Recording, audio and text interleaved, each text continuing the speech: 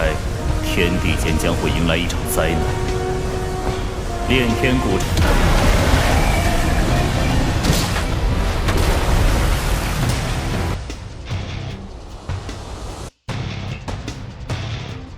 Halo Sobat Samakanang, gimana kabarnya? Semoga kalian baik-baik saja ya. Seperti biasa, pada video kali ini kita akan membahas preview cerita Donghua BTTH Flame Emperor episode ke-58, yang dimana pada episode sebelumnya Xiaoyan berhasil memperoleh jimat pemakan jiwa, salah satu dari 12 senjata jahat legendaris alam hantu yang mampu melahap tubuh jiwa. Namun keberhasilan itu justru memicu kebangkitan Yin Xie, kaisar hantu kembar yang memanfaatkan fenomena bulan Yin untuk menghancurkan segel ribuan tahun. Setelah Xiaoyan, Mufeng, dan Yue Ru berhasil keluar dari sumur penekan hantu, sosok Yin Xie muncul dengan kekuatan mengerikan yang mengguncang seluruh hutan mayat Yin. Tepat saat semua orang putus asa, Ju Hunbei dan Xiao Yue, dua ahli Dou di bintang 7, turun tangan menghadang sang kaisar hantu. Pertempuran dahsyat pun meledak di langit. Jurus demi jurus tingkat tinggi saling berbenturan hingga mengguncang seluruh wilayah. Meski dikepung dua ahli puncak, Yin Xie tetap mampu bertahan dan menunjukkan kekuatan yang jauh melampaui dugaan. Di tengah kekacauan itu, Xiaoyan diam-diam mencari kelemahan musuh, tetapi justru mendapat serangan mental misterius dari Yin Xie. Sementara itu, pasukan hantu mulai bergerak, para peserta kompetisi terjebak di tengah medan perang, dan ancaman yang lebih besar perlahan mendekat. Mampukah Xiaoyan memanfaatkan jimat pemakan jiwa untuk mengubah jalannya pertempuran, atau justru kebangkitan kaisar hantu akan menjadi awal bencana bagi seluruh benua Dodi? Dan itu merupakan inti cerita pada cerita sebelumnya. Kalau begitu, sekarang langsung saja kita masuk ke bagian cerita terbaru.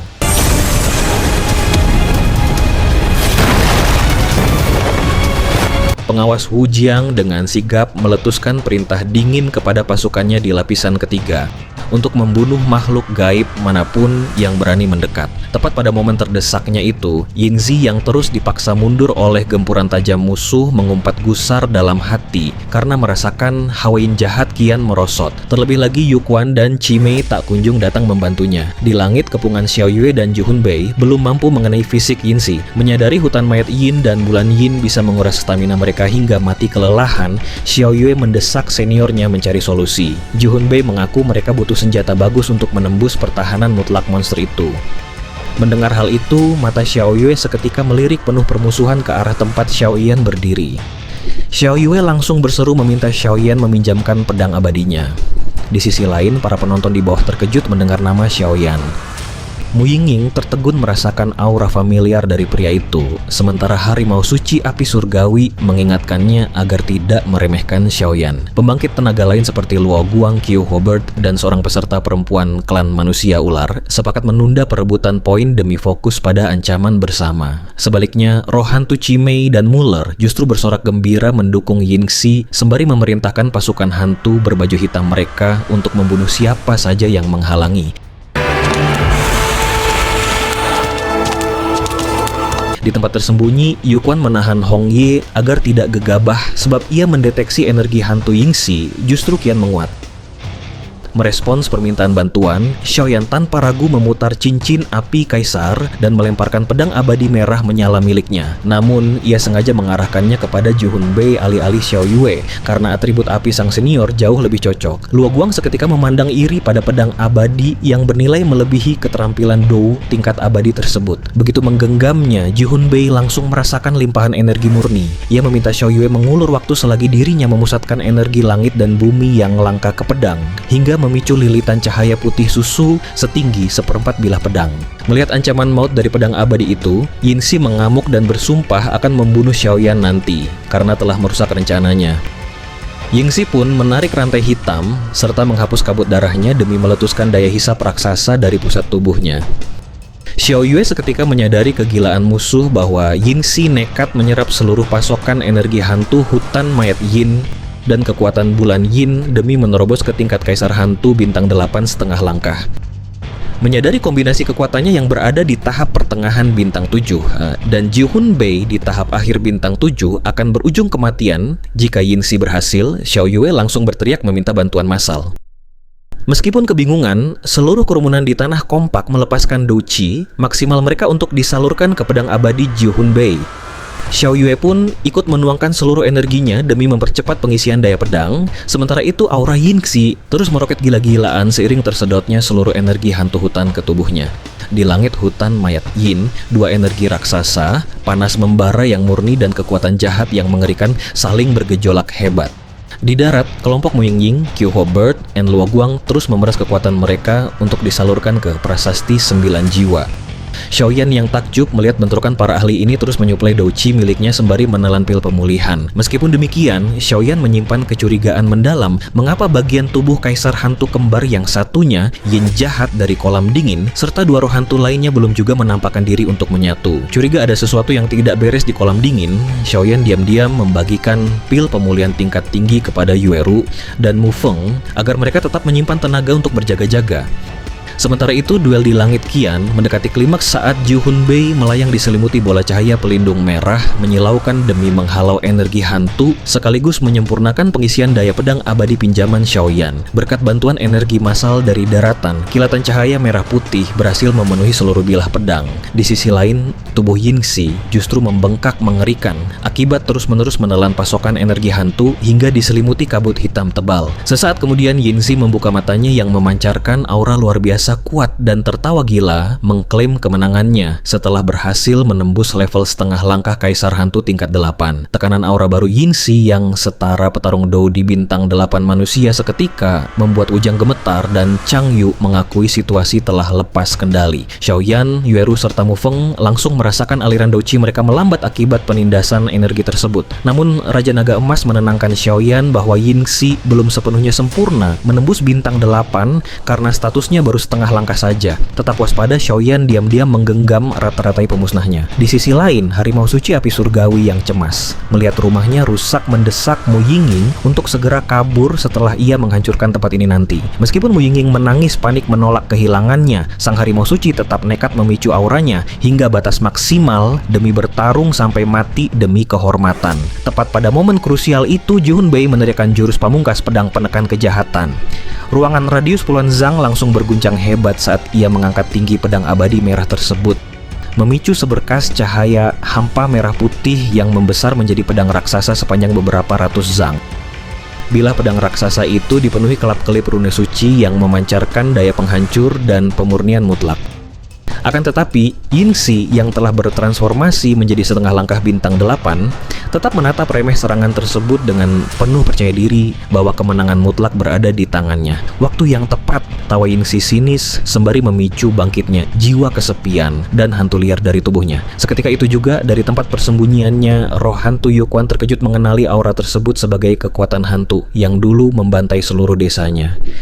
Meskipun Yingxi mungkin bukan pelaku utama, namun Yuquan tetap bertekad mencari petunjuk tentang adiknya yang hilang saat pengumpulan mayat dulu. Sebab, menurut pemahamannya, kekuatan hantu hanya dianugerahi oleh dewa hantu kepada mereka yang berkontribusi besar di alam hantu. Melihat hal itu, Hong Ye sempat ingin menenangkan Yuquan, akan tetapi sang roh hantu dengan cepat mengendalikan emosinya kembali.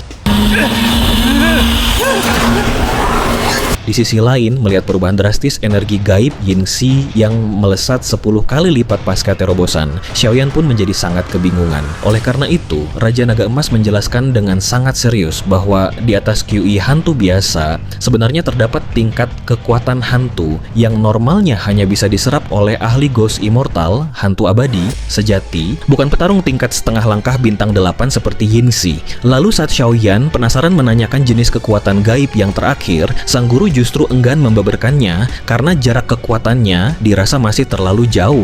Sementara itu di langit, stamina Xiao Yue dilaporkan telah terkuras habis, sedangkan Ju Hunbei masih berdiri tegak mengangkat pedang abadi merah menyala yang kini telah bersinar merah putih menyilaukan hingga sanggup menguapkan ki hantu di sekitarnya. Melihat celah tersebut, Yingxi yang tampak ganas langsung mengacungkan jari melepaskan jurus hantu nether melayang sehingga meluncurkan pilar energi gaib hitam pekat penuh wajah mengerikan berdarah-darah. Tak tinggal diam, Ju Hunbei dengan cepat balas menebaskan jurus pedang penakluk kejahatan, lalu menciptakan tebasan cahaya merah putih berukuran 100 zang. Boom! Benturan dahsyat kedua kekuatan tersebut seketika mengguncang ruang dan menyebarkan gelombang api panas ke segala arah. Sembari mengamati dari bawah, Xiaoyan segera memasang pelindung api untuk Yueru dan Mu Feng. Ia menganalisis bahwa meskipun pedang abadi adalah kelemahan alami hantu, namun kondisi pedang yang rusak ditambah pengaruh bulan yin membuat pertarungan akhirnya berakhir seimbang. Meskipun demikian, menyadari stamina kedua kubu di langit telah terkuras banyak dan merasakan adanya pergerakan pasukan rahasia di sekitar mereka, Hudu pun bergumam cemas. Oleh karena itu, pengawas Wujang bergerak tegas memimpin situasi dengan meneriakkan komando kepada seluruh kontestan turnamen perebutan poin untuk maju bersama membunuh sang kaisar hantu. Harimau suci api surgawi Hudu, bantu aku membunuh kaisar hantu. Yang lainnya, berikan dukungan dari darat untuk mencegah serangan hantu, teriak Wujang tegas. Oleh karena itu, tanpa membuang waktu, ketiga ahli tersebut segera melesat ke langit untuk bergabung dalam pertempuran.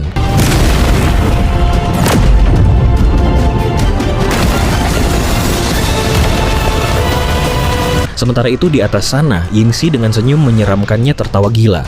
Menantang daya tahan Jiu Hunbei di hutan mayat Yin ini, bahkan ia sama sekali tidak menyadari bahwa jantungnya sendiri mulai berdetak kencang. Di sisi lain, Xiao Yue yang terbatuk hebat terpaksa mundur ke tanah karena telah menghabiskan mayoritas douchi-nya demi memblokir serangan fatal untuk Jiu Hunbei pada bentrokan sebelumnya. Maka dari itu, sebelum berpisah, Jiu Hunbei sempat menyalurkan energi murni padanya agar Xiao Yue bisa beristirahat. Selanjutnya, Jiu Hunbei langsung bertindak agresif mengurung Yingxi dalam ruang tertutup menggunakan kekuatan pemurnian pedang abadi merah putih. Melihat situasi tersebut, Yingxi yang panik mencoba mengejek taktik pengeroyokan mereka, namun Wujang langsung membalasnya dengan seruan serang.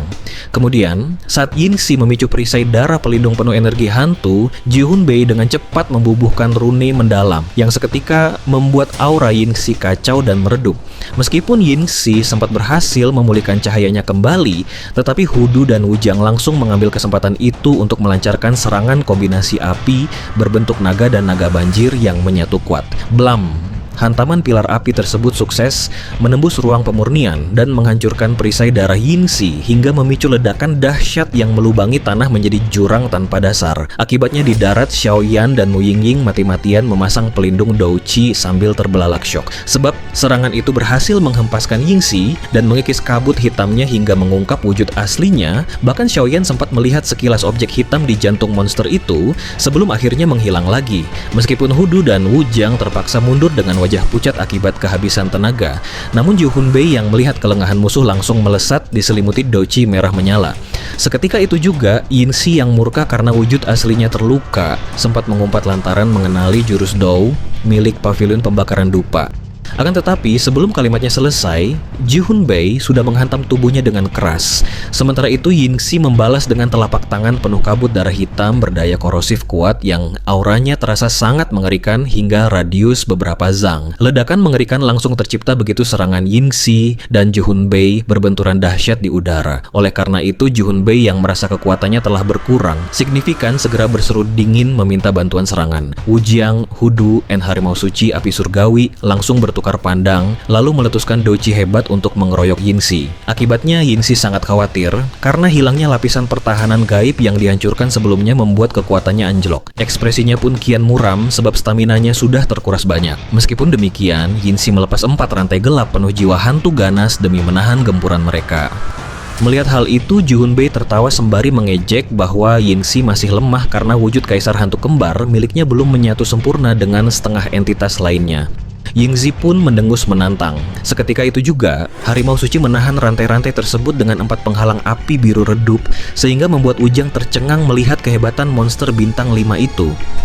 Namun Harimau Suci justru berteriak panik begitu melihat Mu Yingying nekat menyusul ke langit dengan tubuh diselimuti kobaran api biru. Di sisi lain, Xiaoyan yang mengamati dari bawah merasa aneh karena api biru Mu Yingying memicu rasa takut pada apinya sendiri. Raja Naga Emas pun membisikinya bahwa api itu lebih mengerikan dari gabungan 23 api milik Xiaoyan, meskipun masih di bawah level api suci. Selanjutnya, Xiaoyan mendekati Xiao Yue yang kelelahan untuk menanyakan kelemahan musuh. Xiao Yue membeberkan bahwa Yingxi bisa dikalahkan jika jantungnya diserang, namun pertahanan di sekitarnya sangat tangguh. Tanpa ragu, Xiaoyan menawarkan diri sebagai balas budi atas pelajaran teknik shuttle. Meskipun Yueru marah besar dan melarangnya pergi karena Yingxi setara ahli bintang 8 manusia, akan tetapi Xiaoyan nekat mengikat Yueru dengan kekuatan tak terlihat, sembari berjanji akan kembali hidup-hidup demi menyelesaikan warisannya. Setelah itu, Xiaoyan langsung melesat ke langit diselimuti api putih susu demi memberikan serangan penentu. Sementara harimau suci mendesak yang lain untuk melancarkan pukulan terakhir. Mu Yingying sempat terkejut melihat keberanian Xiaoyan. Namun ia tetap mengusir pemuda itu karena menganggap level awal bintang 4 milik Xiaoyan tidak akan berguna di pertempuran asli ini. Meskipun demikian, Xiaoyan dengan dingin menegaskan ia punya rencana sendiri dan enggan bersembunyi di balik wanita. Pada akhirnya, Yingxi yang berada di dekat mereka justru terbelalak tidak percaya menatap api biru Mu Yingying, sebab energi gaib di sekitarnya mendadak menunjukkan rasa takut yang sangat mendalam. Dia terlalu percaya diri, jangan datang menangis padaku nanti, gerutu Mu Yingying kesal akibat ucapan Xiaoyan. Sementara itu, pertempuran di langit telah memasuki tahap akhir.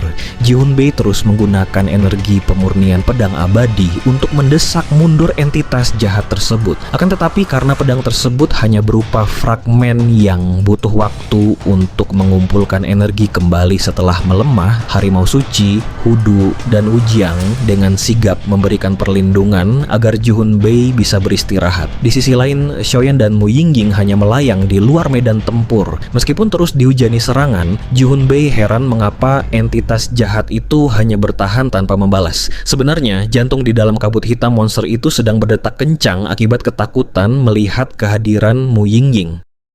Jantung itu rupanya milik wanita berbaju putih yang dulu dirasukinya untuk memperkuat diri. Sebab entitas gaib tidak bisa memadatkan fisik tanpa merasuki manusia. Dulu obsesi wanita itu sangat kuat, namun mereda setelah ia menitipkan anaknya pada Xiaoyan. Akan tetapi kemunculan Mu Yingying justru membuat obsesi itu mendadak bergejolak hebat kembali. Akibatnya, kabut hitam mengikis dan mengungkap wujud asli wanita bergaun putih dengan energi putih yang berdenyut di dadanya. Melihat hal itu, harimau suci terkejut, sementara Xiaoyan kebingungan. Raja Naga Emas pun menjelaskan bahwa energi itu adalah obsesi sang wanita yang tampaknya memiliki hubungan masa lalu dengan Mu Yingying, sehingga memicu hiasan perak di kepala Mu Yingying bersinar hangat penuh kebingungan. Di tempat tersembunyi, Yuquan mengintip dan menyuruh Hong Ye bersiap karena entitas jahat akan segera menyempurnakan asimilasinya. Tepat pada saat itu, Chime Guiling dan Muller tiba memimpin pasukan aliansi Lembah Merah untuk membantai manusia di darat. Kekuatan Muller melesat ke tahap menengah bintang 4, sedangkan Chimei naik ke bintang 5. Akibat serangan mendadak itu, Mu Feng terpaksa menghunus pedang kayu untuk hancurkan penghalang Yueru demi melindunginya, sementara Qi Huobert dan Luo Guang juga sibuk bertarung di bawah. Oleh karena itu, Xiaoyan meminta bantuan 4 senior untuk mengulur waktu selagi ia menutup mata, mengumpulkan kekuatan dahsyat di tubuhnya. Meskipun Ji Hunbei dan yang lain kebingungan, mereka tetap lanjut menyerang. Namun, jeritan entitas jahat itu justru berubah menjadi tawa mengerikan karena ia berhasil melahap habis seluruh obsesi putih di dadanya. Dengan kejam ia bersumpah akan membantai semua manusia berdarah dingin.